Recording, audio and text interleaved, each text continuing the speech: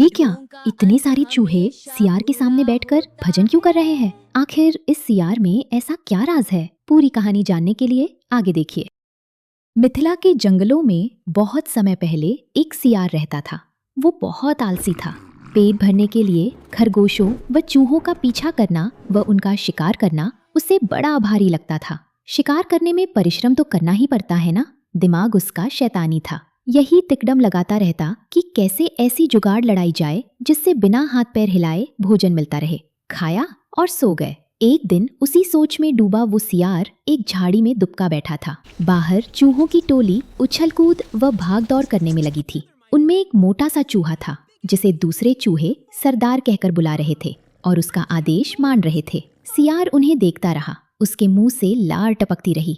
फिर उसके दिमाग में एक तरकीब आई। जब चूहे वहां से गए तो उसने दबे पांव उनका पीछा किया। कुछ ही दूर उन चूहों के बिल थे।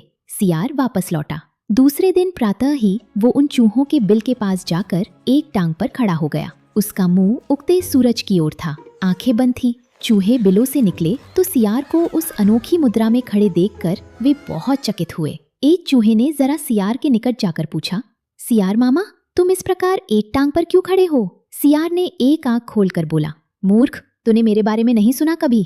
मैं चारों टांगे नीचे टिका दूंगा तो धरती मेरा बोझ नहीं संभाल पाएगी। ये डोल जाएगी। साथ ही तुम सब नष्ट हो जाओगे। तुम्हारे ही कल्याण के लिए मुझे एक टांग पर खड़े रहना पड़ता है। चूहों में खुसर पुसर हुई। वे सियार के निकट आकर खड़े हो गए। चूहों के सरदार ने कहा, हे महान सियार, हमें अपने बारे में कुछ बताइए। सियार ने ढोंग रचा, मैंने सैकड़ों वर्ष हिमालय पर्वत पर एक टांग पर खड़े होकर तपस्या की। मेरी तपस्या समाप्त होने पर सभी देवताओं ने मुझ पर फूलों की वर्षा की। भगवान ने प्रकट होकर कहा कि मेरे तप से मेरा भार इतना हो गया है कि मैं चारों पैर धरती पर रखूं तो धरती गिरती हुई ब्रह्मांड को फोड़कर दूसरी ओर निकल जाएगी। धरती मेरी क्यापा पार ही टिकी रहेगी। तब से मैं एक टांग पर ही खड़ा हूँ। मैं नहीं चाहता कि मेरे कारण दूसरे जीवों को कष्ट हो। सारे चूहों का समूह महातपस्वी सियार के सामने हाथ जोड़कर खड़ा हो गया। एक चूहे ने पूछा, तपस्वी मामा, आपने अपना मुंह सूरज की ओर क्यों कर रखा है? सियार ने उत्तर दिया, सूर्य की पूजा के लिए।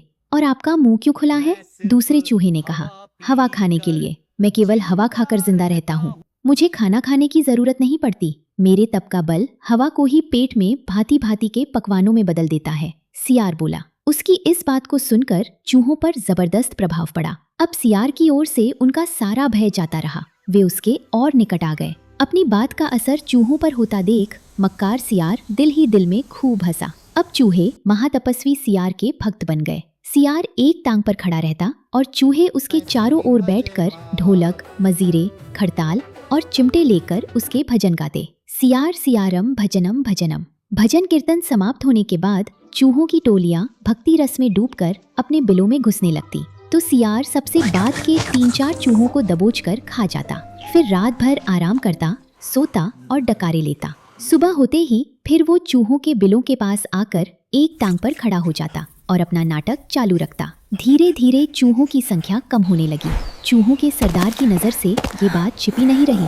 एक दिन सरदार ने सियार से पूछ ही लिया, हे महात्मा सियार, मेरी टोली के चूहे मुझे कम होते नजर आ रहे हैं।